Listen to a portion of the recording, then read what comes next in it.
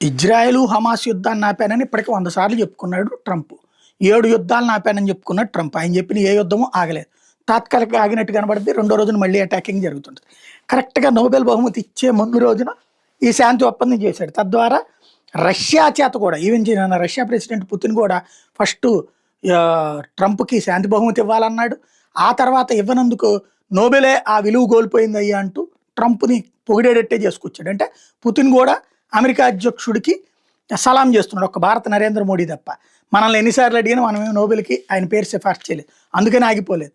అక్కడ వెనిజులాలో అమెరికా తాబేదారికే ఇప్పుడు ఇచ్చింది ఈ నోబెల్ శాంతి బహుమతి.